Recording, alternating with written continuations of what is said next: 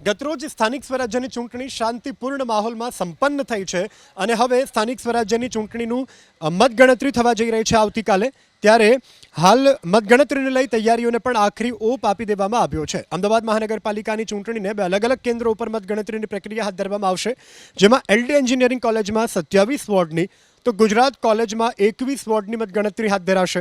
હાલ આ બંને મતગણતરી કેન્દ્રોના સ્ટ્રોંગ રૂમ પર પોલીસનો ચુસ્ત બંદોબસ્ત ગોઠવી દેવામાં આવ્યો છે। રાજ્ય ચૂંટણી પંચની ગાઈડલાઈન મુજબ મતગણતરીના દિવસે 3 લેયરમાં પોલીસનો બંદોબસ્ત ગોઠવવામાં આવ્યો છે। એસઆરપી, સ્થાનિક પોલીસ, હથિયારધારી પોલીસ, સિવિલ ડ્રેસમાં પોલીસ કર્મચારીઓ ગણતરી કેન્દ્ર પર ઉપસ્થિત રહેશે।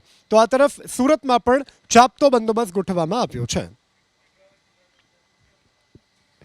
તો આગળ વાત કરીએ રાજકોટની, તો રાજકોટમાં પણ કડક સુરક્ષા બંદોબસ્ત ગોઠવી દેવામાં આવ્યો છે। આવતીકાલે મતગણતરી થવા જઈ રહી છે, ત્યારે Chaudhary high school, Pandhi law college, Virani high school, AVPT college, Jasani school અને રણછોડ બાપુ કમ્યુનિટી હોલમાં ઈવીએમ રાખવામાં આવ્યા છે, જે સ્ટ્રોંગ રૂમની બહાર પોલીસનો ચુસ્ત બંદોબસ્ત ગોઠવી દેવામાં આવ્યો છે। સ્ટ્રોંગ રૂમના 50 મીટરના વિસ્તારમાં પ્રવેશબંધી પણ હાલ દેખાઈ રહી છે। 18 વોર્ડ માટે 6 સેન્ટર પર મતગણતરીની પ્રક્રિયા હાથ ધરાશે, ત્યારે પોલીસની સાથે ફાયર બ્રિગેડ પણ તૈનાત કરાયા છે। વડોદરા મહાનગરપાલિકાની ચૂંટણી પણ કાલે મતગણતરી યોજાવા જઈ રહી છે, ત્યારે 19થી લઈ અને 76 વોર્ડ બેઠકો માટે કાલે એમએસ યુનિવર્સિટીની પોલિટેકનિક કોલેજ પર મતગણતરી હાથ ધરાશે, ત્યારે સ્ટ્રોંગ રૂમની બહાર પોલીસનો ચુસ્ત બંદોબસ્ત ગોઠવવામાં આવ્યો છે। ઈવીએમ સાથે સાથે બેલેટથી મતગણતરી યોજવાની છે, જેમાં 1000થી વધુ કર્મચારીઓનો સ્ટાફ મતગણતરી કરવાનો છે। ફાયર બ્રિગેડની 3 ગાડીઓ સ્ટેન્ડ બાય રાખવામાં આવી છે।